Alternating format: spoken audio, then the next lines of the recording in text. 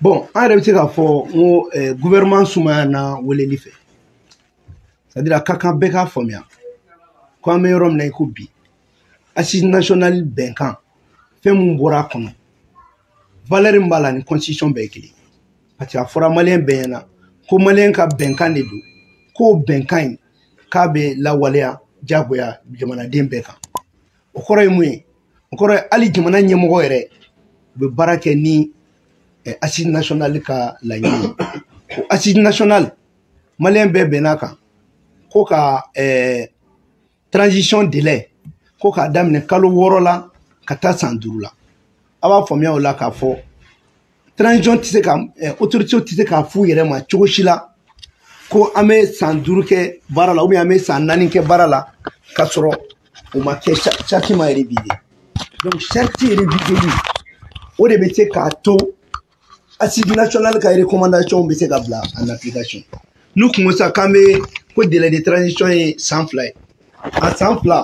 à ce qu'il dans la team, à base juridique, pour les statuts révisés. Donc, statuts révisés, pour que qu'il faut, bon, transition, je m'en ai dit, il faut, oui, quand dame ne kalo worola, quand sans doula, au début de comment qu'on a. Quel est? Plan à y né, comment y a fait un. Go comment m'y fera CNT coca. Nous, coca, à la coca, si tu veux, élément. N'y a pas ben, on n'a mis qu'on fera, oui, des. Soit ka sente ko ka alaje chora la umia ka dofra ka donc ni la ini na je la ini re esprit kunye ka dofra sente jamaka donc charte révisé li bo feneta en compte charte révisé li avec ko chaman do charte kono ka yelema do ala ameka tabulo kramna charte révisé li fene aba yira ka fo ina fo abe jatimne ga ay maliki jaw sanctionnera mo chaman sanctionnera o kunye ko parce que transition était ka ira ka ngani ira kame ka fait ka élection organisée bon élection dum fene ateka organiser ka soro loi électorale té bon loi électorale mi mbambulo fene ateka do bala ka soro assisi ka kuma fene bi ni loi électorale ngatimne assisi ko an kunya loi électorale mi kuma kono we ko ka bara de ke ka région ke député ou sigiro mais alors que assise nationale ko région ou cercle.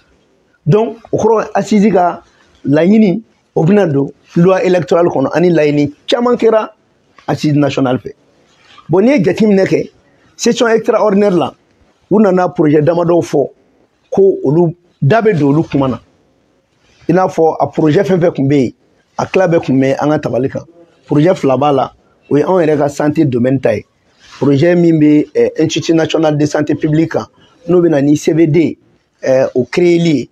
un projet mais talike jeli dilika no le sang et ses dérivés en kunyo au black refe ngo kuma fen chamambe ko obaje o police territoriale comme in fene donala o te kokrai oye korolende akumbe depuis le 20 mai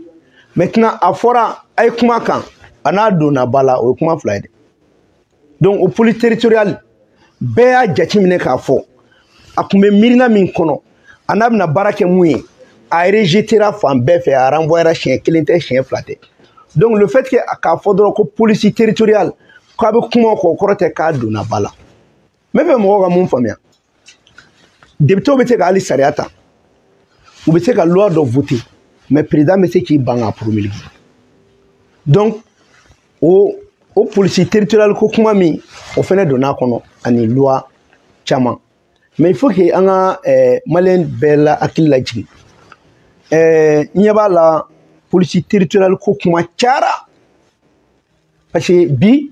ni jetmine ke akuma ere foli na fa ere ta la bi akuma nga fo ere parce que anu ma fo ko amna kuma keninga urgentité police territoriale ka ado bala urgentité o et puis police territoriale ere abe mirina min kono a mirina be blara mali fe parce que amé rom na sisan imana koko ke jamana in kono na ma itenku assise nationale et résolution na ibe fu de la loi tega temem par exemple ne jatimne ke am policier avara de ko policier militarisé o de be assise nationale et résolution kono akera ka bo fene ko la relecture des textes de la décentralisation ko ere fene kanga kala singa ko kan bon ni ere mali ere jatimne police territoriale kuma in me fɔ de a kana kɛ mɔgɔ kɔnɔ ko ni nin fɔra dɔrɔn ko tiɲɛ tɛ mɔgɔw kunkolo sulilen de bɛ dɔrɔn k'u bɛ se ka na ten bon police territoriale an b'a ta ka don ba la non mɔgɔ kunkolomaw de fɛnɛ bɛ yen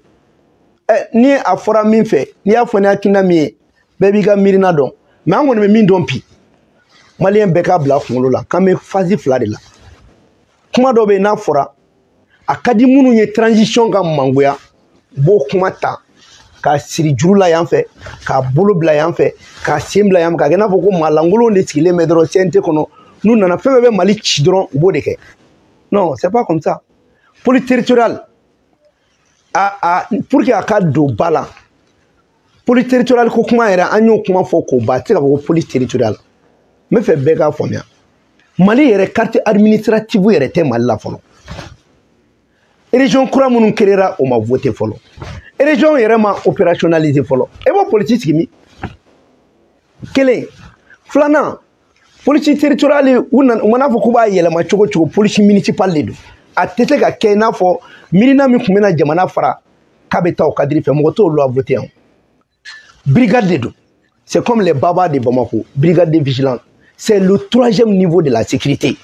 hali marifa yɛrɛ tɛ d'u ma hali u tɛ mɔgɔ ka carte d'identité contrôler u bɛ bila de mairie kɔnɔ et puis u bɛ assermenté u bɛ t'u kale jugew ɲɛkɔrɔ o de y'a esprit ye maintenant n'a bɛ mɔgɔ min kɔnɔ ko an bɛna fɔ de i n'a fɔ min tun bɛ Azawadi hakilina la ko ka police territoriale sigi ka duguw fara fara ka jamana fara bɛɛ k'i hakili sigi k'a fɔ ko tɛ se ka kɛ Mali la Asimi tɛ se k'o kɛ anw tɛ se k'o kɛ o yamaruya tɛ gouvernement bolo jamanadenw ye kuma min fɔ u ko assise nalen an bɛnna mun kan ko le Mali est un état unitaire décentralisé laïque a ma fɔ ko un pays fédéral donc police territoriale fédérale kɔnɔ o tɛ se ka marcher donc mɔgɔ kana na nin don ko la ɲɛ b'a la mɔgɔ bɛ ka nin ko wa k'u taara Rome dɔrɔn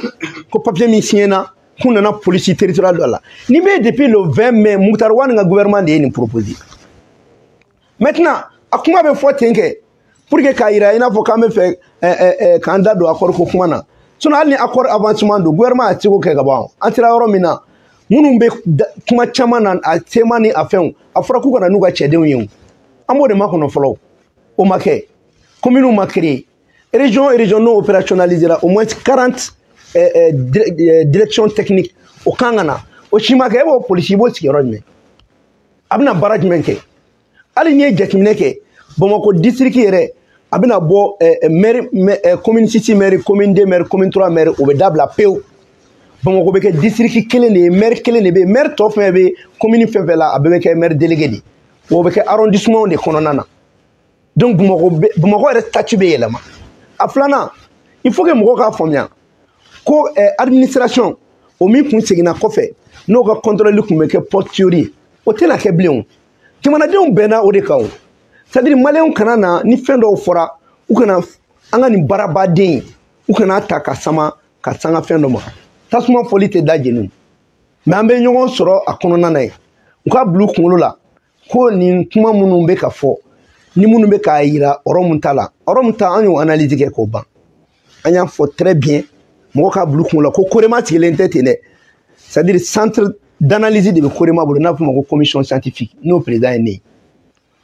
ONG Arapacis a muso bɛ fɛn o fɛn na an ye nin bɛɛ dɔn ni sema dama kun taara yen Italie u kun bɛ na fɛn o fɛn kɛ o kun ye ka janfanjugu ta ka Mali sɛgɛrɛ mais n'i y'a ye Wage taara Wage y'a fɔ de ko wari o wari n'a bɛ d'u ma ou bien ko n'a bɛ kɛ u bɛ tɛmɛ gouvernement fɛ parce que gouvernement de ye accord d'Alger parti malien ni représentant ye maintenant i bɛ se ka min fɔ n'o fana ye tiɲɛ ye parce que ni jamanadenw bɛ kuma i bɛ tiɲɛ de fɔ pour que sini ma sinikɛnɛ ma maaw kana na nkalon ye ko la a kɛra sababu ye kɔni ka légitimité di CSP ma le cadre stratégique permanent et c'est ce qui n'est pas normal mais on a ta o ta olu ma n'u munumunu cogo cogo u bɛna mun sɔrɔ u ɲɛ o ye assise nationale de la refondation o décision min taara o tɛ wuli Asimi tɛ se ka o sɔsɔ Choguel tɛ se k'o sɔsɔ wa CNT tɛ se k'o sɔsɔ jamanadenw bɔra le 14 janvier k'a fɔ k'u bɛ transition dɛmɛ n'u ye laɲini mun kɛ assise nationale kɔnɔna la donc maliyɛn bɛɛ k'i hakili sigi k'a fɔ ko foyi tɛna kɛ mun tɛ taa jamanadenw jimi sira fɛ sabana malien ka faamuya k'an bɛ taabolo min kan n'an b'a fɔ ko doctrine Assimi o tɛ dɔ wɛrɛ ko Mali taya a yɛrɛ ka dugukolo ye o kɔnɔna na k'a fɔ ko fɛn dɔw bɛ accord kɔnɔ min bɛna jamana fara k'an bɛ t'o fɛ a fɔlɔ a kuma bɛ ko armée reconstituée a fɔra bɛɛ na armée reconstituée ko kuma tɛ Mali la armée républicaine une seule armée o de bɛ kɛ fan bɛɛ fɛ wa une seule police o de bɛ kɛ fan bɛɛ fɛ maintenant n'i y'a ye police territoire u bɛ ka kuma fɔ ne t'a défendre ne tɛ k'a fɔ mɔgɔw ɲɛna ko fɛn ɲuman don dɛ police territoire nana ni laɲini mun ye n'a renvoyera maliyɛnw ka bila u kunkolo la ko sisan mɔgɔ dɔw kɔni ka baara ye mun ye ni nin kuma nin fɔra dɔrɔn u bɛ nin de ta k'a don ba la ka kɛ i n'a fɔ k'an bɛna jamana janfa ka kɛ i n'a fɔ k'an bɛna accord d'Alger appliqué i n'a fɔ k'an bɔra jamanadenw kɛlen ka assise kɛ k'a fɔ ko jamana ye pays kelen e bɛ se ka taa mun de ko la et puis mɔgɔ ka fɛn dɔ fɛnɛ faamuya désormais projet de loi fɛn bɛ kɛ anw bolo n'a bɛ ɲɛfɔ jamanadenw ɲɛna de yan'a ka voter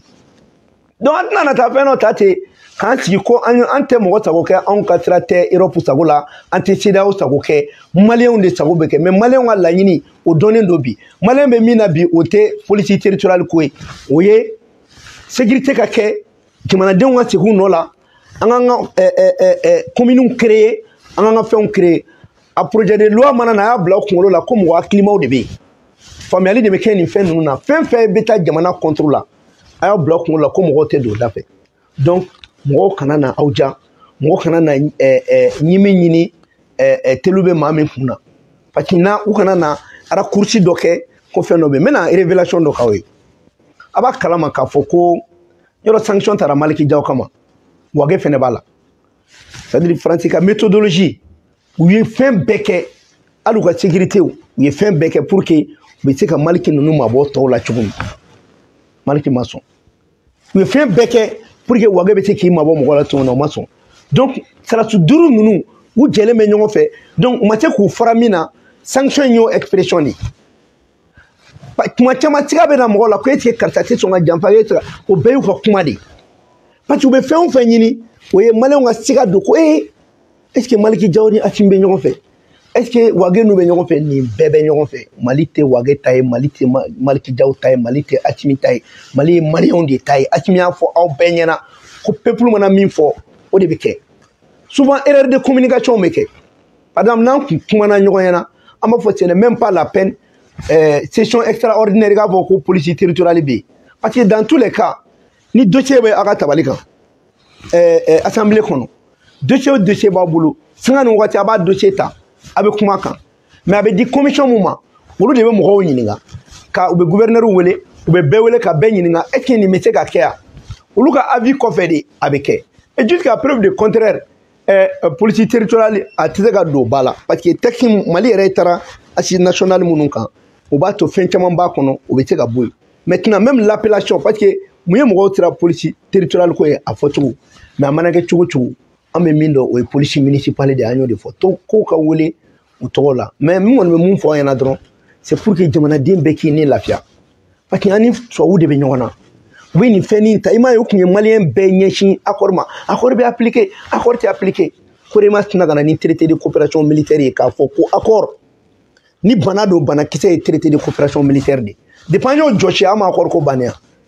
hali minnu bɛ pɛrɛn-pɛrɛn na ko accord an tɛ accord y'an bolo min ye dɔrɔn kɔrɔfɛmɔgɔw ka ji sɔrɔ u ka courant sɔrɔ u ka siraba sɔrɔ armée ka kɛ fan bɛɛ fɛ wa i ye Kidali ka ye i bɛ taa armée kɛ Tesalit mɔgɔ ci tɛ to i ka yɔrɔ la Mali ye anw de ta ye wa siya ko kuma tɛ yen mɔgɔ m'anw ta mɔgɔ ye maliyɛn bɛɛ ye kelen maliyɛn bɛɛ ka droit ye kelen o de kama a fɔra même 53 milliards min donna pour le développement des zones du nord a fɔra ko nord dɔrɔn tɛ c'est toutes les zones du Mali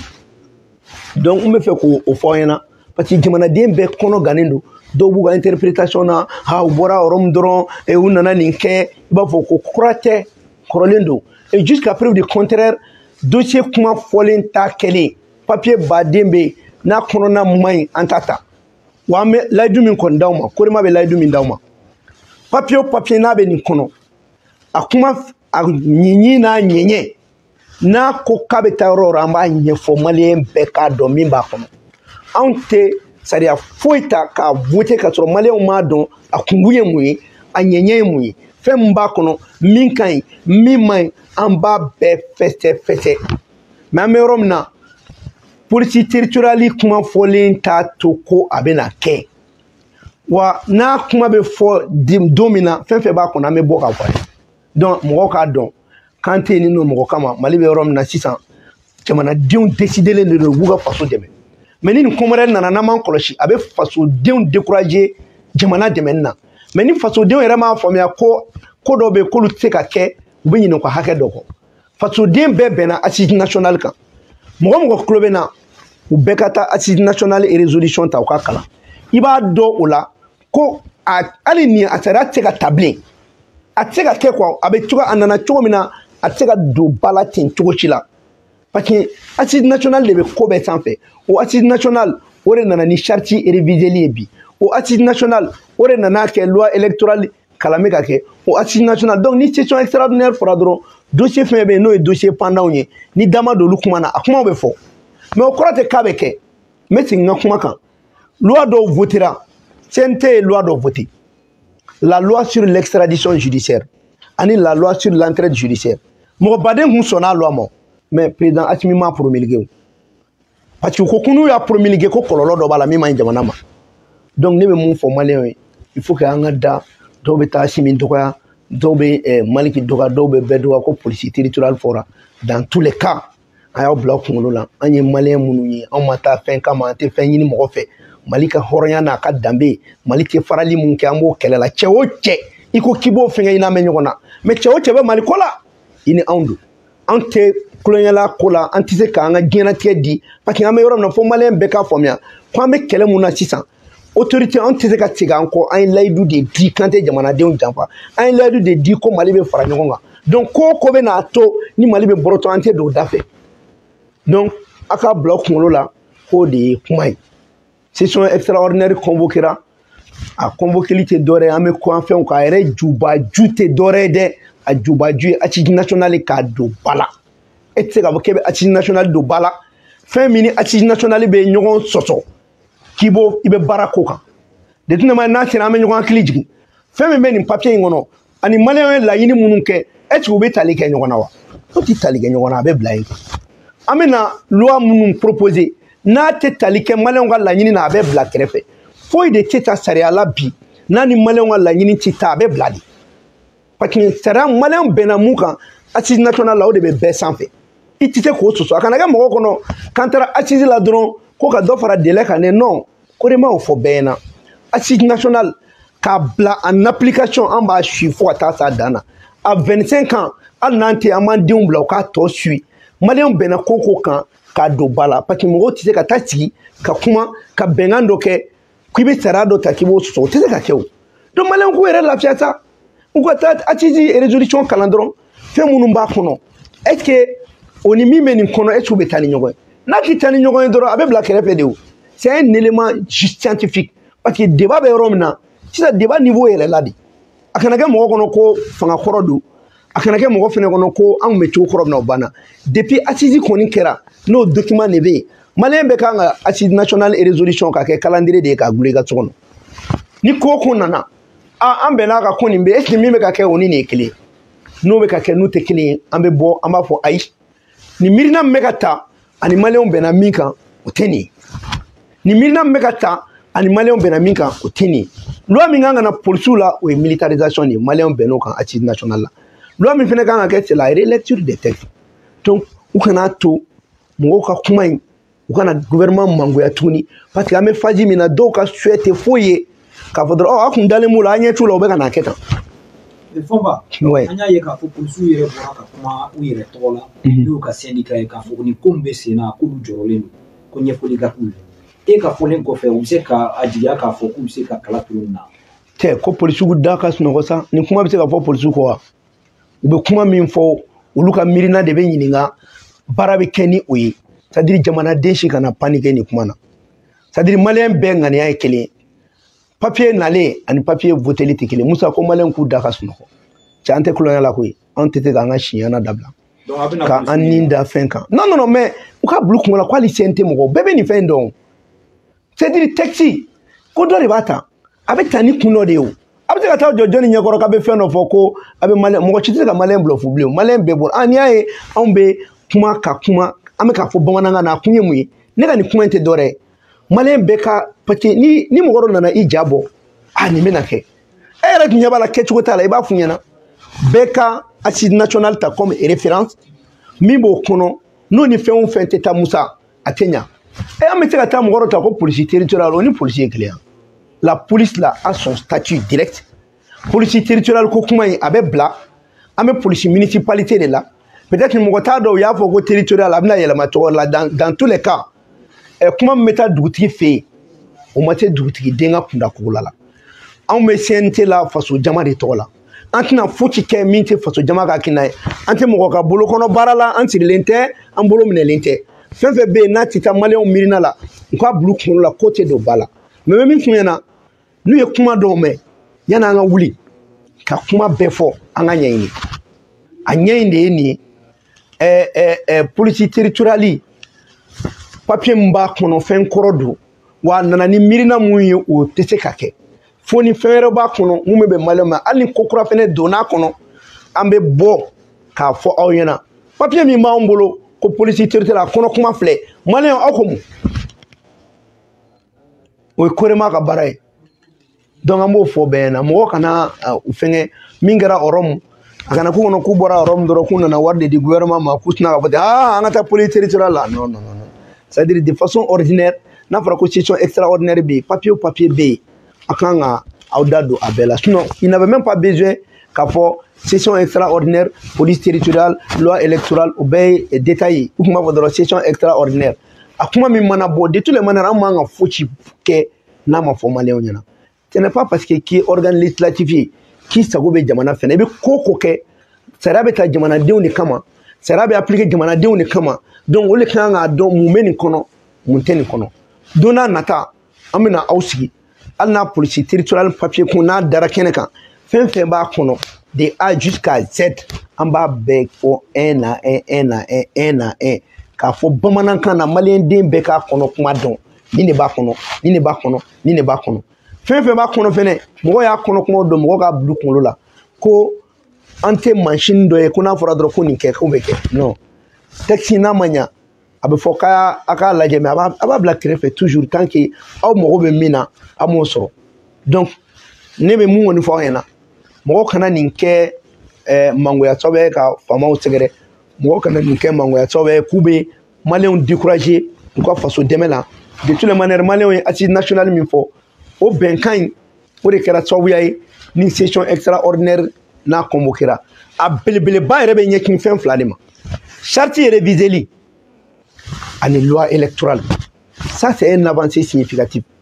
bon mais min fɛnɛ fɔ maliyɛn bɛɛ na kuma dɔ la ni kuma fɔra nafama aw kan'o to yen ka taa nɔrɔ fɛn ni nafantanin dɔ la charte révisée fɔra bɛɛ ɲinɛn'o kɔ alors que bɛɛ y'a laɲini ko ka CNT élargi o de tun bɛna élargi nin kɔnɔ est-ce que o tɛ koba ye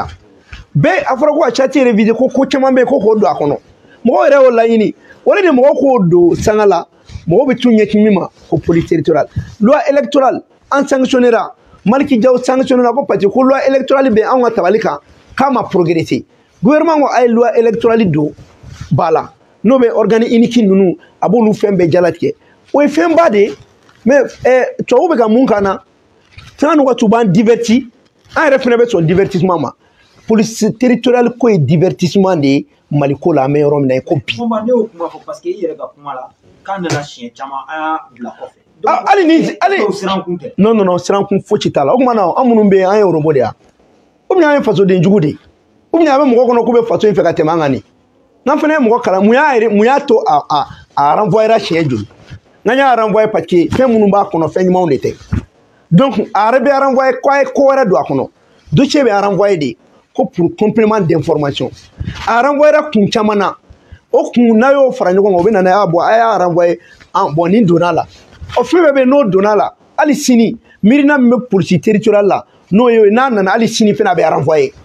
mais cela ne veut pas dire que k'a kuma tɛ fɔ hali an bɛ san 100 kɛ a bɛ fɔ ko police territoriale mais n bɛ min fɔ yan c'est un divertissement an bɛ yɔrɔ min na ko bi an accéléré bɛ fɛn mun kan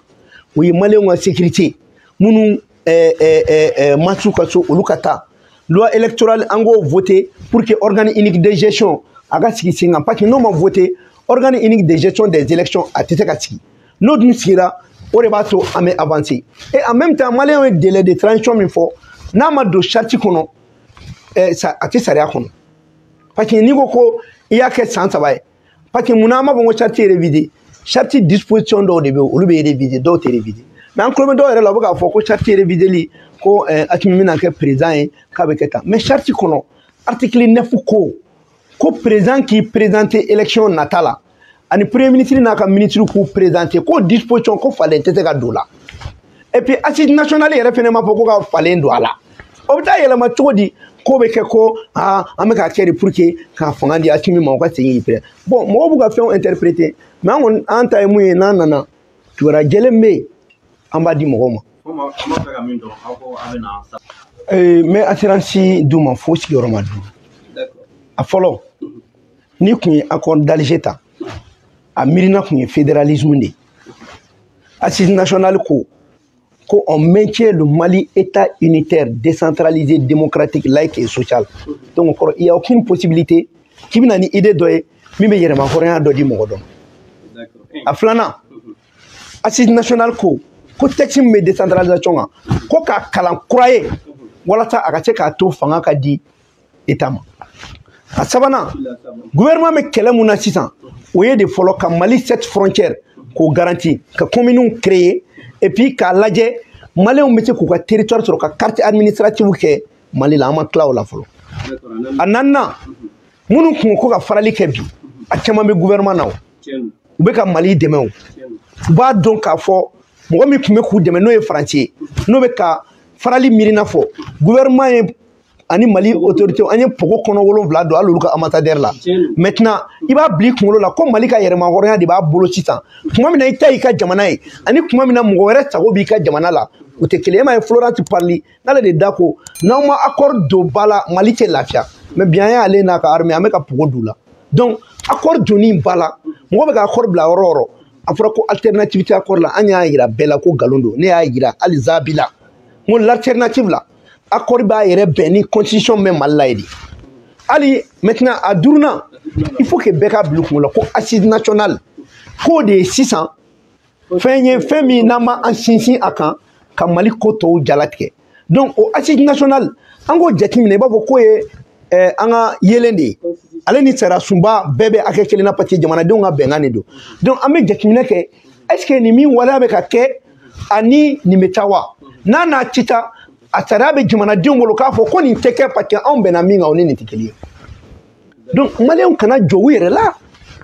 peuple kana jɔ a yɛrɛ la a kana kɛ peuple kɔnɔ k'olu ye kuma dɔ de kɛ ka papier dɔ dilan ko Asimi sago b'o papier la non